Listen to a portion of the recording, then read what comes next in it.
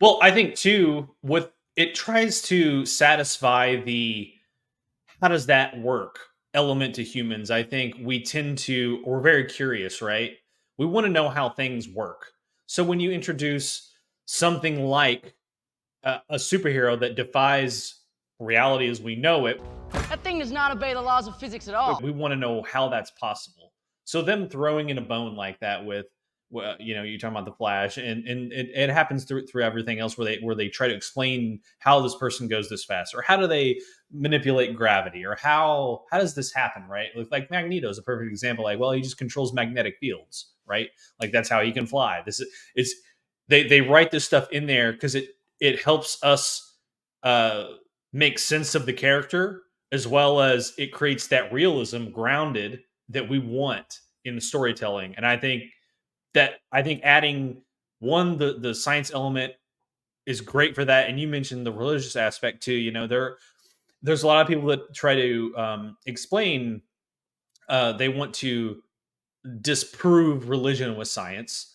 But I also think there's a lot of people that say the opposite. It's like, well, the fact that science exists and the fact that these things exist prove that there was someone, the one above all, that made all of these things possible. Like this one above all created the ability of these tachyon particles, or created these things to allow these things to happen. Right there's different angles you can take it in.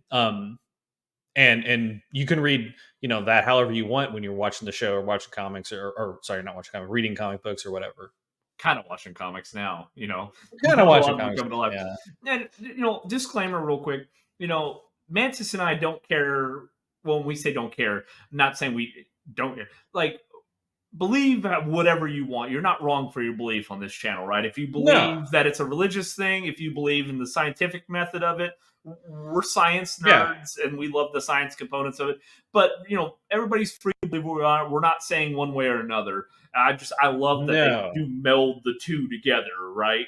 That they kind of got a little, they got something for everybody in there. It makes it interesting because, again, who's to say both can't be true, right? Why couldn't we evolve, but there be a creator, right? That created the beginning element, and then we evolved from that. Right. And I feel like Marvel says that, right? The way they do that with the one above all, but then all of the evolutionary elements, they say it's both, right? And that's a pretty good explanation because we really can't prove either or, right? So if you can't prove them, let's just go both. So I like that, right? It's a good way to do it. And it doesn't offend anybody, right? Or make anybody feel like that we're saying their views lesser, or Marvel or DC saying their views lesser. So it works. And again, we're nitpicking. Don't get me wrong. I know it is comics. We do love them. I mean, I love DC the most. And yes, it's a little more difficult because when you look at the Justice League versus the Avengers, you don't really have anybody on the Avengers that's really defying the laws of physics like the DC. Because you have Flash and Superman as number 1 and 2, completely with their speeds defy the laws of physics, right? But Thor, magical enchantment on the hammer, but it's also made from, the Uru, which comes from a dying star, so that metal, like, realistically, no human would be able to pick it up anyways. It'd be so dense, right? It's a little hard to wrap your head around, but there are metals even on this planet that are so dense and so tightly packed that you could have a cube this big and you would not be able to lift it. You couldn't. I mean, there's no human on Earth that could lift it, right? That kind of goes into it. When we talk about when they say a dying star, a star dies as the elements in there, which he had mentioned, Mantis had mentioned hydrogen, right? Trying to make fusion from hydrogen's the number 1 most abundant element in the universe, right? Mm-hmm. So when those elements start burning out in the star and it starts actually getting denser and denser until where you're talking neutron star levels of density, where basically your atoms start fusing together and all this, and it gets so densely packed that it basically, that is what, once it gets so super, super dense, that pressure, that force is what rips a hole in the fabric of space-time, creates a black hole, right? So as that dying star Thor's talking about is getting small, and that's why when you look at it, you're like, oh, damn, that's kind of small for a star. Well, it's It's contracting slowly. slowly. So that metal would be Yeah. super heavy anyway. So it makes sense that even if it wasn't magically enchanted, no regular human should be able to pick that damn thing up. So, Yeah, I mean, there are elements, and again, you kind of, we're talking strictly science and not magic. There are elements of magic in both universes that are kind of, you can kind of put that in like the faith or religious kind of category as opposed to the science if you wanted to compare it. But one thing I do like about DC is, Batman's a big proponent of this because he has no superpowers, right? Like your characters that don't really have superpowers tend to stay more grounded in, I say, reality. There are some villains there in Batman that are kind of, they get into the sciency type stuff to explain it. Because I was watching, I just ordered the Batman animated series on Blu-ray, nice. so I Got it. started. I started watching that again. And the very first episode is there's this giant bat that is going around attacking whatever and stealing some pharmaceutical stuff. And you find out, oh no, it's just this guy. They were doing experiments and they fused genes and serums and made him turn into a bat. Right? Like you get kind of sciencey fiction there with it, but I like the fact that Batman is so grounded in quote unquote reality, a believable reality. Let's just put it that way. It's not explained away by a small line of dialogue. It's not he's an alien so he can fly. There's a little bit more grounded in the Batman side of stuff, which is why I don't know if this he's kind of my favorite superhero. But yeah. Which is ironic. It's funny you say that. So in Man of Steel, when Russell Crowe, who basically is the consciousness of Jor-El, he's explaining to Kal-El about his abilities, and he's saying how that basically his cells are drunk in the solar radiation because obviously everybody knows with Superman he harnesses power from a yellow sun, and he says Earth's gravity is weaker, its atmosphere more nourishing. Well, okay, so basically they're humanoid, but because their cells absorb solar radiation from a younger star like that, it creates a denser molecular structure is what gives him the invulnerability, this and the other. And the Earth's gravity being weaker, okay, I get jumping, but how does that make you fly? Fly. Yeah, how can you defy gravity? Like, how is that? Now, it made sense in the original, if you watch our previous episodes, where we talk about in 1937 when Superman first released, or 38, when he released, he couldn't fly. That was the whole leap tall buildings in a single bound, and that made more sense, right? Well, his jump, because Earth's gravity is weaker and he's stronger, he could jump a lot higher than people. And you see that at the beginning of Man of Steel when he's testing that he's jumping, but then all of a sudden he starts flying. Yeah. They don't do a great job explaining that. I don't care. Him flying up and the multi-sonic boom. Yep. I don't know how realistic that is. Technically, they say that once you hit the sonic boom, so really don't know the point where you reach and you catch up to your own noise as you're an object. Ironically, used to be 740 mile an hour, right? So when I grew up, that was the speed of sound. Right, it was 740. That's what I always knew it as. Even in Lois and Clark from 1993, in season 2, they do an episode and he mentioned, he said, when an object hits 740 mile an hour, it catches up to its own noise. When an object reaches 740 miles per hour, it catches up with its own noise. However, as that's 30 years ago, as science has progressed and instrumentation has progressed, they found out that atmospheric conditions, temperature variations, whether you're how far you are off sea level, all of those come into play when we talk about the speed of sound. 740 mile an hour technically is the speed of sound where basically you would catch up to your own sound at about 32 degrees Fahrenheit, or right at freezing.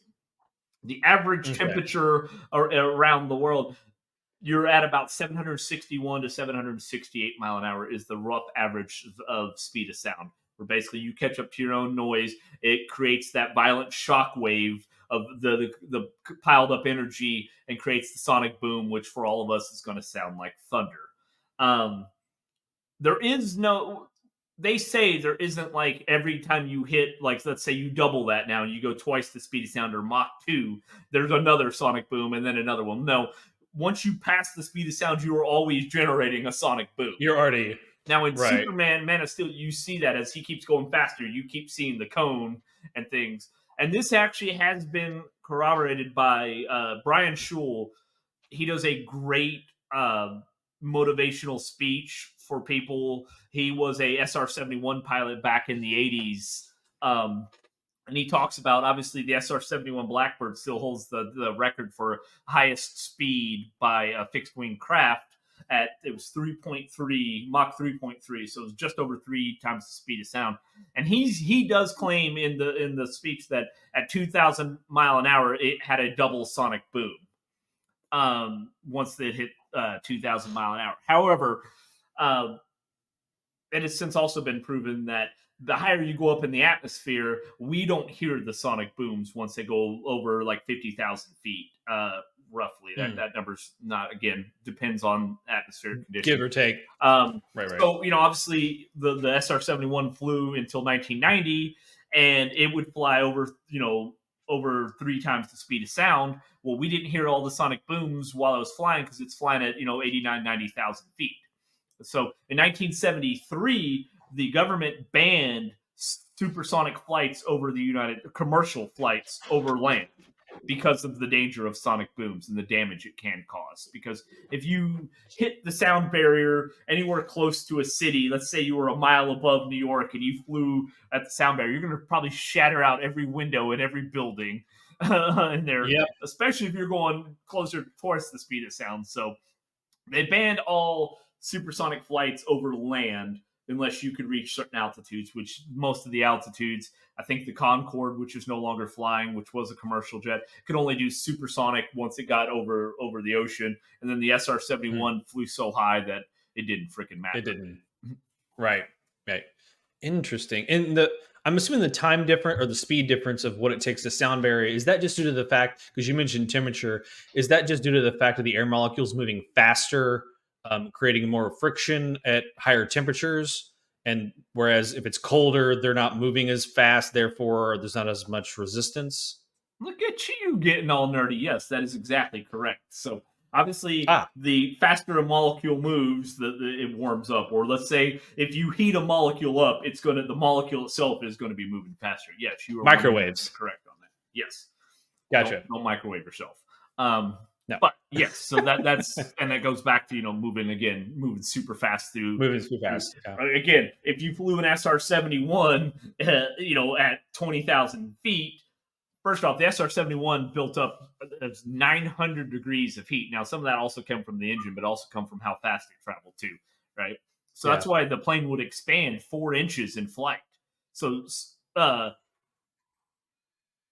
subsonic, the plane leaked fuel until it reached supersonic speeds because they built expansion joints in the plane to accommodate once it got so hot up 900 degrees, it would expand. Even though it was titanium, it would expand. Right. So if you ever watch, it's hard to find videos and actually get it clear, but Brian Schull actually takes some good pictures of an SR-71 where it's leaking fuel on the wings before it gets to supersonic speeds because of that. And then once the heat starts building up, it expands with those joints, then it doesn't leak fuel.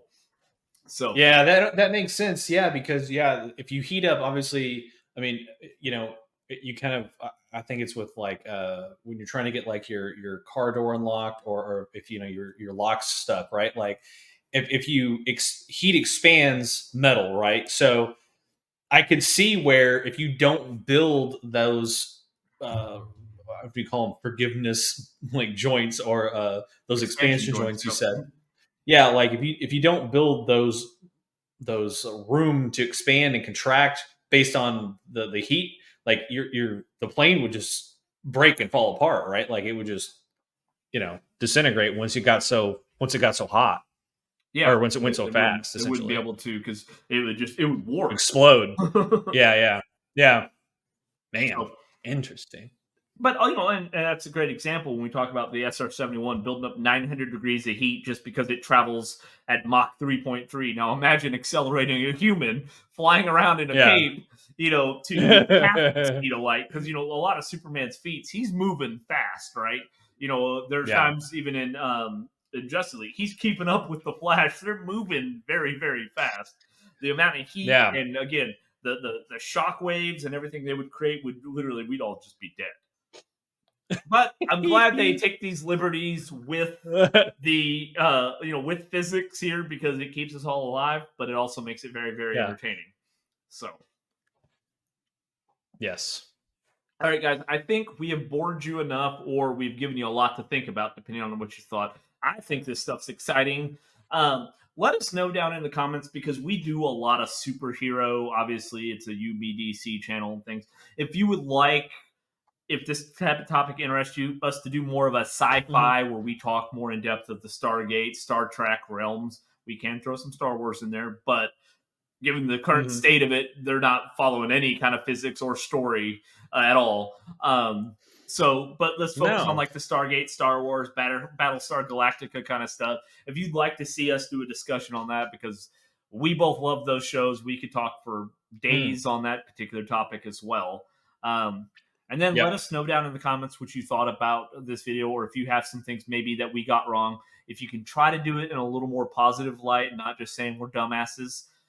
If you didn't think what we said was we know that already. Yeah, right? Like, great. Tell me something Don't we tell didn't something we already know. know. But, if that is, hey, we take all comments, and, we make a point, if you've watched our videos and you look at some, we never delete anybody's comments, even if they are negative, just because it's freedom of speech, right?